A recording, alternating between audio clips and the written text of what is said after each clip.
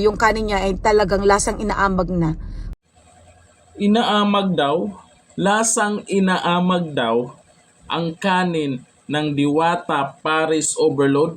Meron ba kayong napanood na video o gumawa ng video na ganis review tungkol dyan? Ang natatandaan ko ay yung may nahalong sunog lang.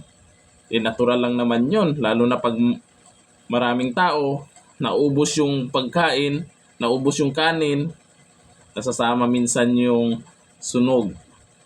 Pero itong inaamag, kwento mo na naman, Mystica.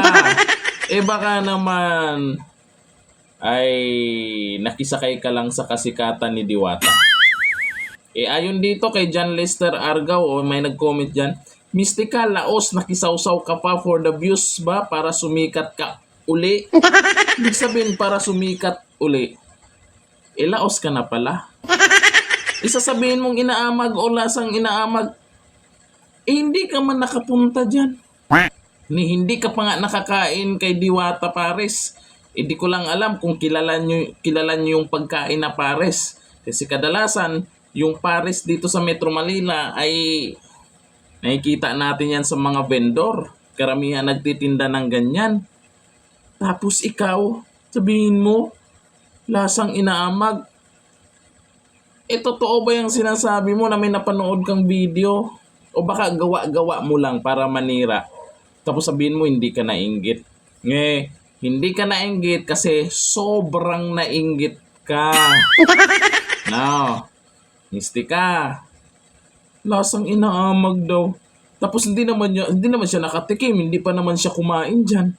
At wala pa akong naalalang nag-honest review na yun ang sinasabi. Alam mo, Mystica, yung kanin na inaamag, yan yung ilang linggo na hindi nakain.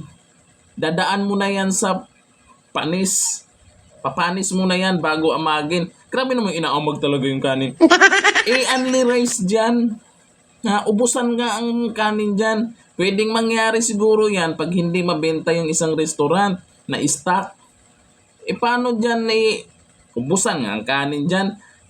Para sa kaalaman mo, Mystica, madalas dyan kay Diwata, mayroong nagla-live dyan. Manood ka rin sa mga nagla-live ha. Hindi yung gawaan ka ng kwento. Humaba lalo yung pila dahil naubusan ng kanin. Ilang beses naubusan ng kanin dyan. Ganyan nangyayari pag only rice tapos ang daming tao, nauubusan talaga. Nangyayari yan kay Diwata. Tapos sabihin mo inaamag. Ano yun? Hindi na mabenta yung kanin o walang nagkakanin dyan? Kaya na-stock ng matagal? Istorya. Sumakay ka lang daw sa kasikatan na. Tapos sabihin mo pa, hindi ako nainggit. Oo, agree ako doon. Sobrang nainggit ka. Nakisakay. Now, hanggang dito na lang. Thank you. Bye-bye.